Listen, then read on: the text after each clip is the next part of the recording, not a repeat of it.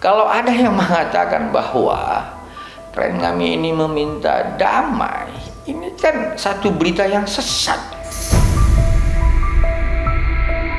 Melihat teman-teman rekan sejawat saya ini berpendapat menurut pendapat hukum saya, menurut pendapat hukum saya, referensi Anda apa gitu loh. Saya peringatkan, ini berbentuk somasi loh. Jadi jangan selalu menuduhkan sesuatu tanpa fakta gitu.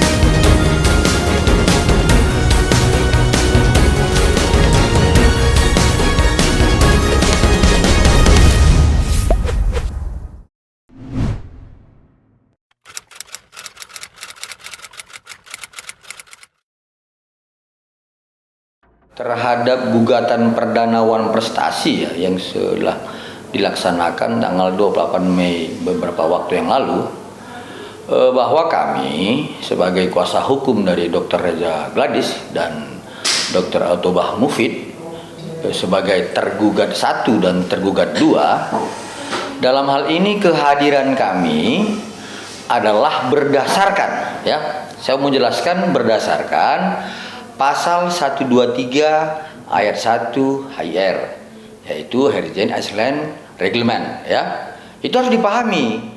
Artinya bahwa kami sebagai kuasa hukum dapat mewakili, ya, dapat mewakili tergugat 1 yaitu Dr. Reza dan Dr. Altobah Mufid.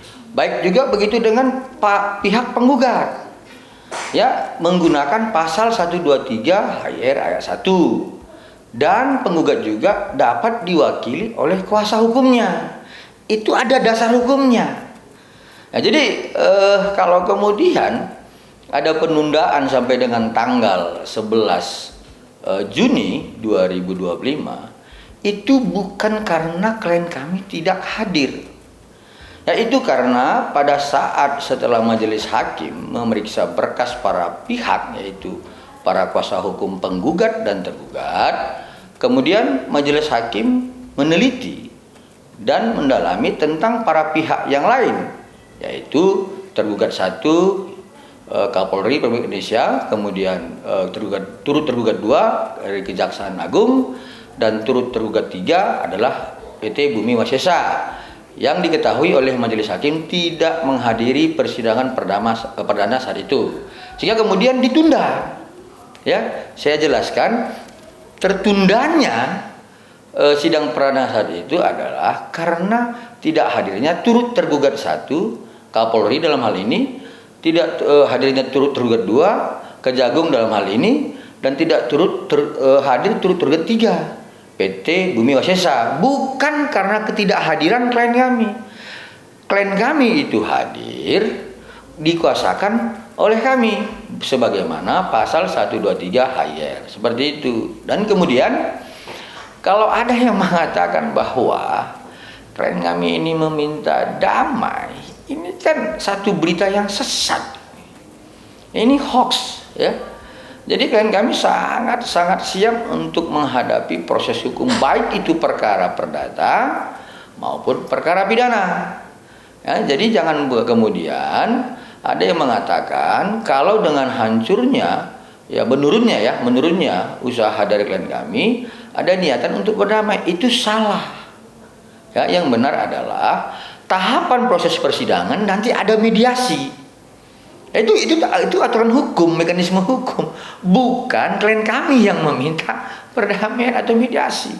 Tapi ada mekanisme hukum setelah persidangan perdana dibuka, lalu kemudian para pihak harus mengikuti tahapan dalam mediasi.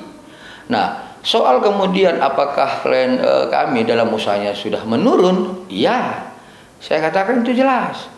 Kenapa? Karena banyaknya para influencer atau para buzzer atau para rekan-rekan sejawat kami yang sering memberitakan berita bohong di media sosial. Salah satunya yang menuduh klien kami itu mengedarkan, mendistribusikan yang produk skincare yang bersifat overclaim. Nah, itu salah dan keliru.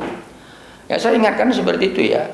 jangan terlalu sering menuduh klien kami itu mendistribusikan, mengedarkan produk skincare yang overklaim.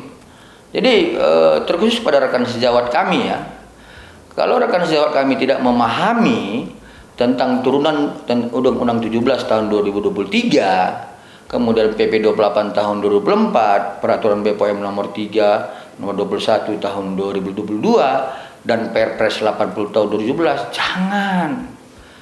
Anda kurang paham. Ya. Kita sebagai advokat itu ya, jelas diatur di dalam Undang-Undang 18 tahun 2003. Di pasal 5 dijelaskan. Ya, saat ini saya ingatkan. Ya, di pasal 5 dijelaskan kita penegak hukum. Apa yang saya tegakkan? Hukum. Nah, jadi kalau kita berstatement itu berdasarkan hukum. Apa itu? Undang-undang, peraturan dan sebagainya. Kalau kemudian ada yang berpendapat ya, tentang klien kami, lalu tidak menguasai peristiwa hukumnya, lalu tidak bersikap sebagai penegak hukum, berbicara tentang aturan, saya sering katakan itu bukan advokat. Ya, itu seperti alpukat. Ya, jadi alpukat itu kan dijual oleh tukang buah. Tukang buah itu kan sering ini manis, padahal tidak, itu bohong. Nah, jadi pasal 5 Undang-Undang 18 tahun 2003 menjelaskan advokat adalah penegak hukum. Apa yang ditegakkan? Hukum. Jadi jangan berbicara tanpa pasal, tanpa peraturan, tanpa undang-undang. Nah, yang kedua, saya mau sampaikan. Di dalam pasal 6 huruf B dijelaskan juga dalam Undang-Undang 18 tahun 2003 bahwa bertindak dan berperilaku wajar terhadap rekan sejawat. Jadi kalau rekan-rekan saya tidak memahaminya, jangan berpendapat dan bahkan berperilaku yang tidak patut dan wajar. Lalu paling penting adalah tentang bagaimana kewenangan kita sebagai advokat, bahwa itu bebas berpendapat terhadap perkara yang kita tangani. Jadi kalau rekan-rekan sejawat saya tidak menangani perkara yang sedang saya tangani lalu berpendapat tidak memahami peristiwa hukumnya, Anda kan memberikan informasi yang sesat gitu. Jadi saya bingung juga teman-teman ini PKPA-nya di mana gitu loh. Yang saya maksud begini, dalam PKPA itu kan dulu ada materi tentang legal opinion. Ya, peristiwa hukum, kemudian regulasinya, lalu kemudian pendapat. Nah, kalau memberikan pendapat tidak memahami peristiwa hukum, kemudian tidak memahami regulasinya, ini kan sesat gitu. Nah, jadi saya ingatkan pada kesempatan ini Mbak Ira ya, pada prinsipnya tolonglah rekan-rekan sejawat kami jangan menuduh klien kami itu mengatakan pada faktanya mendistribusikan produk skincare yang overklaim dan dapat dikategorikan sebagai mafia skincare. Nah, kemarin klien kami itu mau membuat laporan ke Polres Jaksel itu, tapi karena saya ingat bahwa yang menyatakan itu adalah rekan sejawat kami nasihati klien kami untuk tidak membuat laporan. Jadi sehingga pada kesempatan ini saya peringatkan, ini berbentuk somasi loh. Jadi jangan selalu menuduhkan sesuatu tanpa fakta gitu. Hormati asas hukum itu, presumption of innocence itu hormati gitu. Tapi kalau udah laporan silahkan, tapi itu pun masih dugaan. Ini rekan-rekan sejawat selalu menuduh klien kami melakukan peredaran produk overklaim, kemudian mafia skincare, itu kan salah. Ya, seperti itu. Jadi mohonlah jangan memberikan berita-berita bohong, menyerang martabat klien kami, sehingga berdampak nih terhadap usaha klien kami. Ya, kemudian saya tegaskan bahwa ditundanya ya, sidang perdana wan prestasi saat itu bukan karena ketidakhadiran klien kami, tetapi ya karena pihak tergugat pertama, turut tergugat kedua dan turut tergugat ketiga yaitu Kapolri, Kejagung dan PT Bumi Masesa tidak hadir. Ya, kalau kami menghadiri, kehadiran kami mewakili klien kami sebagaimana pasal 123 ayat 1 HIR.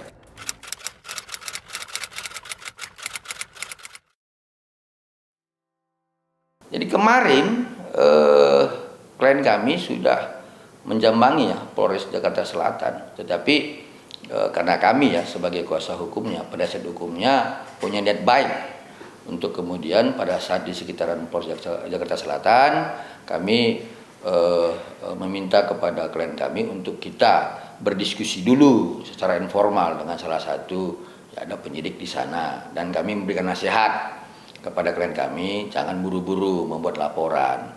Ya sebenarnya wajar dong klien kami ini membuat laporan. Kenapa?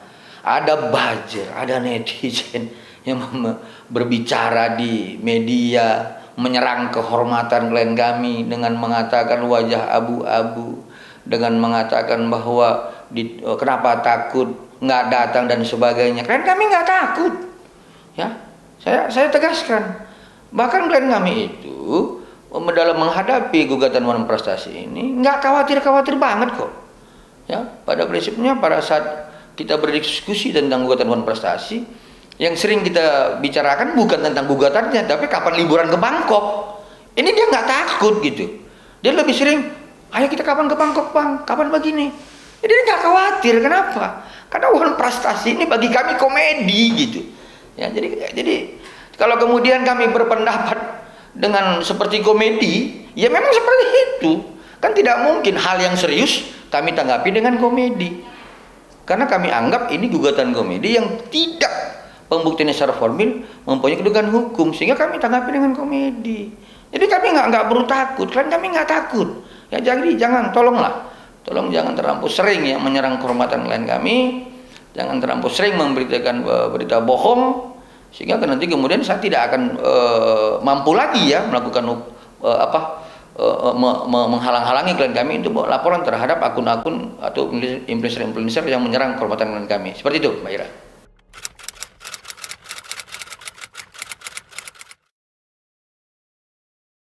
Advokat itu bacotnya pasal gitu ya. Karena dia pasal 5 Undang-Undang 18 tahun 2003 ya.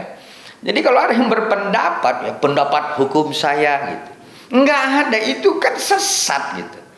Kalau boleh, kalau kita sebagai rekan sejawat advokat pendapat hukum saya kemudian berdasarkan referensi jurisprudensi, undang-undang, peraturan, hukum acara, itu yang benar.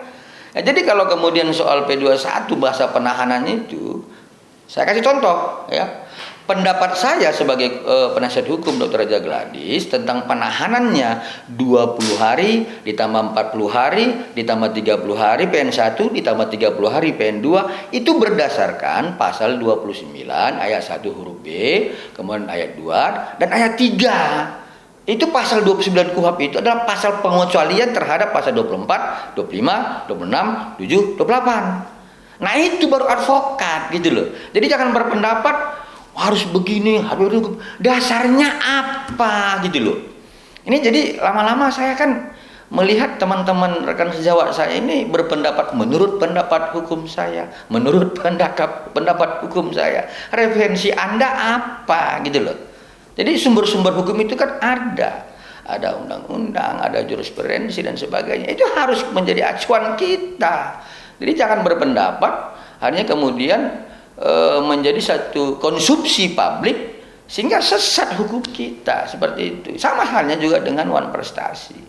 Itu kan acuannya adalah 1320 KU Perdata, 1238 KU Perdata, kemudian 1234 KU Perdata. Itu formilnya gitu. Mungkin seperti itu. Jadi pendapat kami seperti itu. Jadi ada acuan kami gitu. Saya yakin dan percaya dalam waktu dekat ini pasti P21. Oke, itu yang pertama. Tetapi yang kedua, kalau kemudian P21-nya ini tidak menyertakan tersangka lain, hanya tersangka NM dan IM, saya semakin kuat dugaan saya bahwa penyidik tidak melaksanakan ketentuan Undang-Undang Nomor 2 Tahun 2002, Nomor 2 Tahun 2002 Pasal 14 Ayat 1 huruf G. Ya, tapi saya yakin ya terhadap tersangka NM dan IM dalam waktu dekat ini pasti P21 ya. Kembali saya ingatkan, kalau terhadap nanti ini P21 belum juga menyeret tersangka lain, berarti ada penyalahgunaan wewenang sebagaimana ketentuan Undang-Undang Nomor 2 Tahun 2002 di pasal 14 ayat 1 huruf G dan Kitab Undang-Undang Hukum Acara Pidana yaitu Undang-Undang Nomor 8 Tahun 81. Ya, saya mau uji ini Mbak Ira, saya mau uji nantinya kalau kemudian P21-nya ini tidak menambah tersangka lain, saya mau uji melalui permohonan kami di gelar perkara khusus, ya, yang sudah kami masukkan kemarin ke Mabes Polri kepada Bapak Kapolri, Irwasum dan Karwasidik. Saya mau uji apakah Perkap nomor 6 tahun 2019 di pasal 33 itu dapat dikabulkan oleh pimpinan penyidik terhadap klien kami Dr. Reza, ya, karena kami melihat adanya upaya-upaya penghalang-halangan penyidikan. Ya, adanya upaya-upaya yang tidak melaksanakan hukum acara pidana, adanya upaya-upaya tidak melaksanakan tentang Undang-Undang Nomor 2 Tahun 2002. Ya, tapi tentang P21 saya yakin dan percaya dalam waktu dekat ini pasti dilakukan oleh pihak kejaksaan. Demikian, Mbak Ira.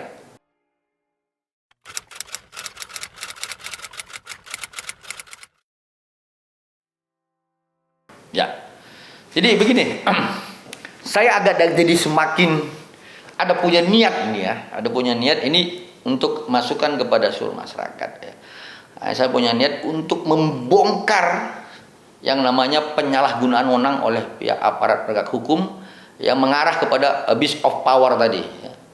Jadi sebagaimana yang saya sampaikan sebelumnya, pada tanggal 7 Mei 2025 telah dilaksanakan kegiatan gelar perkara khusus sebagai pemohon pengaduan masyarakat adalah tersangka Samira, ya, saya garis bawahi. Pemohon pengaduan gelar perkara khusus adalah tersangka. Yang kemudian hal itu telah terlaksana dan kami pada saat dalam gelar perkara khusus menyampaikan bahwa penetapan tersangka itu tidak boleh dibatalkan dengan melalui kegiatan gelar perkara khusus. Itu kami tegaskan, ya, karena ada ya ajas hukum kita dan hierarki hukum kita, tidak boleh ya Undang-Undang Nomor 881 di pasal 77 sampai 83 dibatalkan dengan peraturan Kapolri, nggak boleh. Tetapi setelah gelar perkara khusus tanggal 7 Mei kemarin sampai dengan hari ini saya bicara, tidak adanya pemanggilan kedua. Ya, saya ingatkan ya kepada penyidik khususnya dari penyidik Polrestabes Medan dan Bapak Kapolrestabes Medan agar tidak mengambangkan persoalan ini. Ya, jangan ada penegakan hukum ini dipengaruhi yang namanya dengan abuse of power ya. Ayo kita lakukanlah asas legalitas, due process of law. Artinya ada ketentuan tentang hukum acara kita, kalau sudah ditetapkan tersangka panggil ya dengan segera dengan panggilan kedua. Nah, itu terhadap Dr. Samira. Ya, jadi saya berharap tidak ada campur tangan kekuasaan di sini, sehingga penegakan hukum ini dapat dibelokkan sana sini. Ya, dugaan kami terhadap obstruction of justice itu sudah semakin menguat. Ya, saya tegaskan kembali, saya sebagai advokat ya di pasal 5 Undang-Undang 18 tahun 2003 adalah penegak hukum. Ada yang salah akan saya tegakkan. Ya, jangan dikatakan bahwa saya ini mengintervensi hukum. Tidak, ya. Saya advokat dan saya mempunyai kewenangan untuk menegakkan hukum itu. Kalau ada yang belok, saya luruskan. Dan itu adalah merupakan jatuh dalam undang-undang. Seperti itu, Mbak Ira.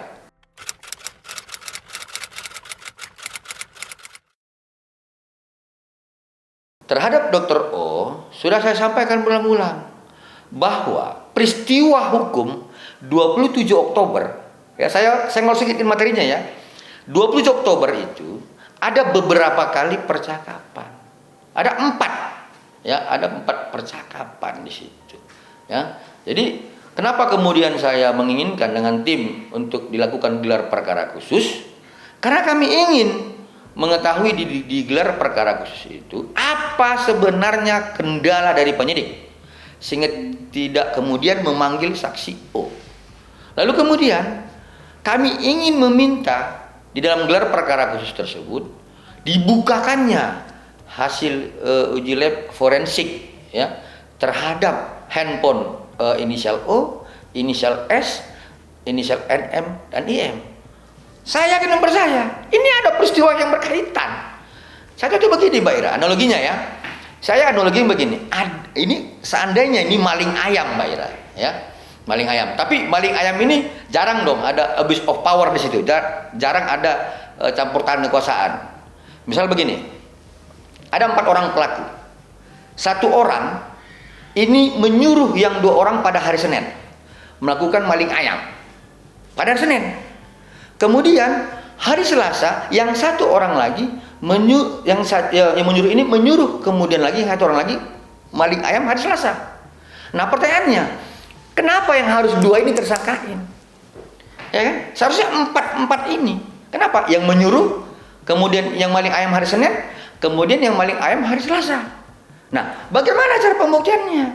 Contoh begini, ada kita berikan petunjuk. Pada saat ini analoginya ya, dalam analogi itu lihat bagaimana percakapan mereka di handphone. Ya, saat yang menyuruh ini pasti akan melalui pembicaraan melalui handphone, dan kemudian pasti ada saksi melihat maling ayam itu.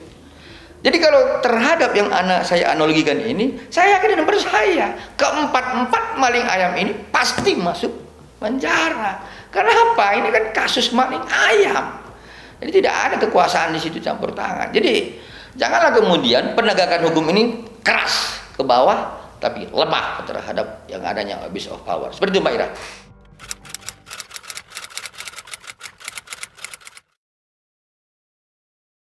Baik, jadi begini, setelah dilaksanakannya gelar perkara khusus ya tanggal 7 Mei, aneh bin ajaib, luar biasa ya, ini suatu perbuatan penegakan hukum yang luar biasa yang saya lihat. Bahwa tidak dilaksanakannya pemanggilan kedua terhadap Dr. Samira sebagai tersangka diakibatkan ada ya instruksi ya menurut penyidik kepada tim kami di Polrestabes Medan agar penyidik Polrestabes Medan memanggil atau meminta keterangan kepada ID, Perdaweri, Badan POM, dan satu lagi saya lupa. Nah, saya bingung apa hubungannya ini? Ya, apa hubungannya Mabes Polri setelah gelar perkara khusus itu memerintahkan kepada penyidik Polrestabes Medan untuk mengambil keterangan terhadap ID di Jakarta, Perdaweri di Jakarta, Badan POM di Jakarta. Apa hubungannya? Kalaupun memang ya itu penting bagi proses penyidikan, kenapa harus di Jakarta? Karena ada di Medan. Ada Badan POM di Medan, ada Perdaweri di Medan, ada ID di Medan, kan gampang koordinasinya. Jadi terkesan mengambangkan gitu loh. Ya, jadi tim kami sudah mengingatkan kepada penyidik dalam waktu bulan Mei ini tidak juga diselesaikan tentang persoalan itu. Kami akan melakukan upaya-upaya yang lain ya. Jadi sebenarnya tidak boleh loh penetapan sebuah penetapan tersangka itu kemudian diambangkan lagi dengan keterangan-keterangan dari ID, Perdaweri dan sebagainya. Yang pada intinya adalah mempertanyakan apakah klien kami Dr. Andreas ini adalah benar dokter atau tidak. Benar, dia punya STR gitu loh. Ya, dia punya STR. Jadi ini kan satu upaya-upaya hukum mengembangkan gitu. Ini kan penegakan hukum dugaan kami seperti obstruction of justice itu mulai menguat. Tapi kalau jadi jangan salahkan nanti kalau kemudian kami akan melakukan upaya-upaya pemaksaan terhadap ini. Kenapa? Kami sudah mengikuti tahapan-tahapan hukum ya, baik Undang-Undang Nomor 881 dan sebagainya, tetapi tidak dihormati oleh pihak penyidik. Jadi kalau kami sudah menghormati hukum dan kemudian penyidik tidak menghormati hukum, ngapain kita hormati? Ya seperti itu Mbak Ira.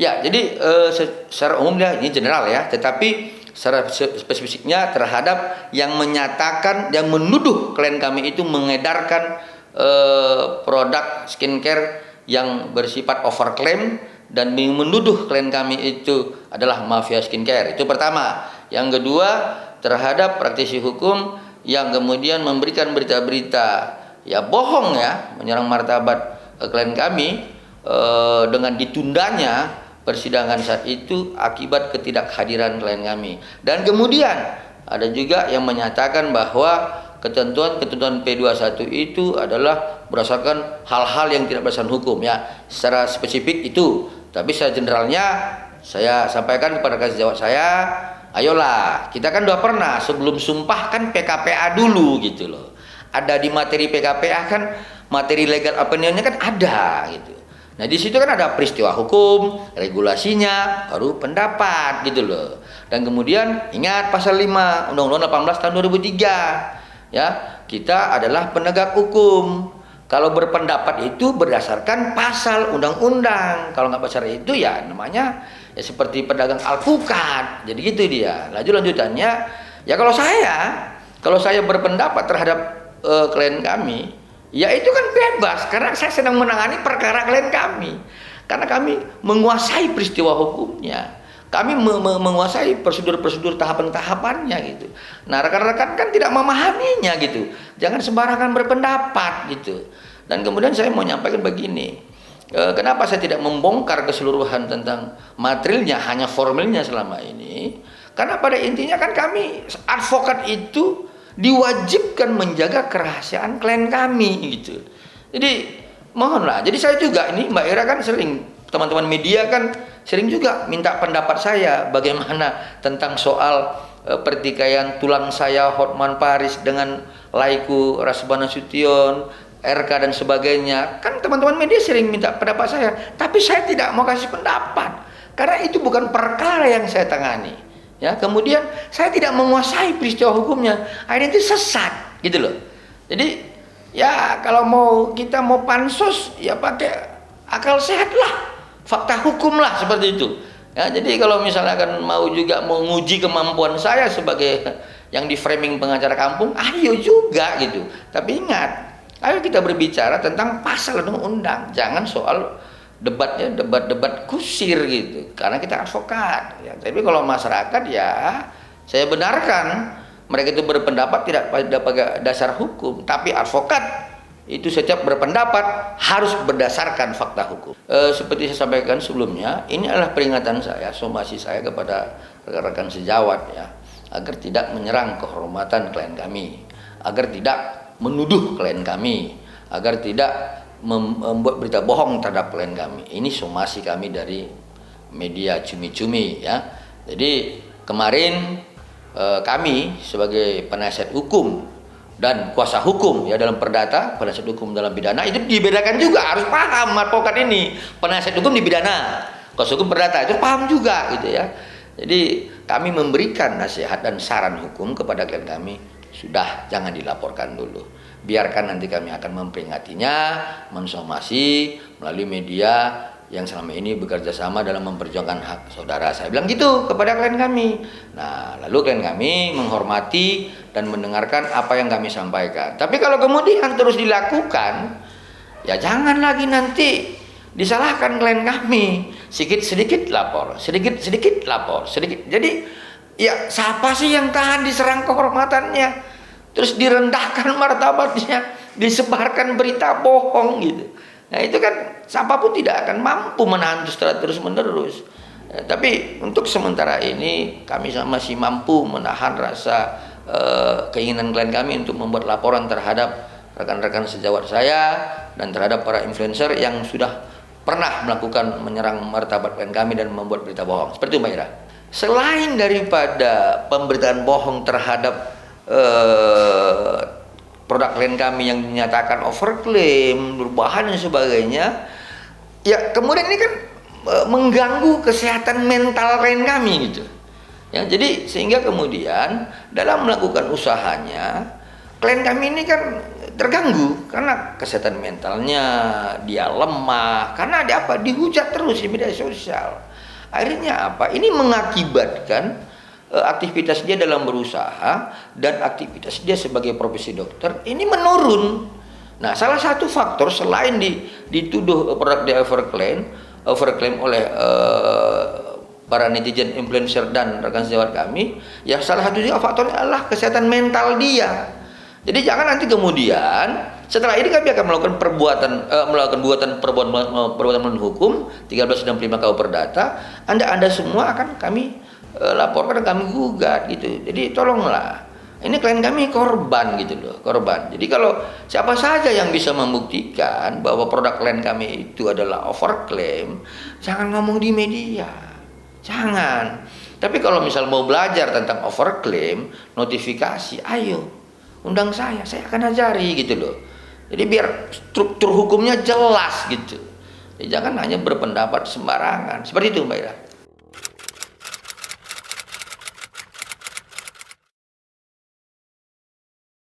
Bang Fahmi, saya bilang begitu. kita boleh berdebat, bertikai di dalam persidangan dan dalam pendapat-pendapat kita secara hukum. Tetapi sebagai kita rekan sejawat, kita tidak boleh bermusuhan. Dan dia ketawa. Nah itu kami menunjukkan rasa profesional kami sebagai rekan sejawat gitu loh. Nah tetapi dalam mempertahankan kepentingan klien kami, kedudukan hukum klien kami harus bertengkar gitu loh. Nah ini memang kan harus profesional. Tapi di luar itu ya kami rekan sejawat. Kapan saja kalau Bang Fahmi itu ingin membayar saya, terakhir saya kopi, saya mau gitu. Tapi kalau dalam persidangan mempertengkarkan kedudukan hukum klien kami, hak klien kami pasti akan selalu bertengkar dalam persidangan itu. Seperti itu Mbak Ira.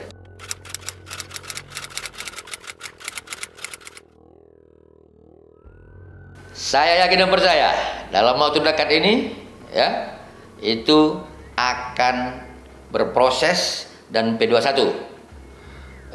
Dan kalau kemudian kalau P21 ini tidak menyertakan tersangka yang lain sebagaimana laporan klien kami terhadap 4 orang, pengaduan klien kami terhadap 4 orang dan laporan klien kami terhadap 3 orang dan terhadap 4 peristiwa hukumnya, maka kami akan melakukan upaya-upaya hukum. Seperti itu Mbak Ira.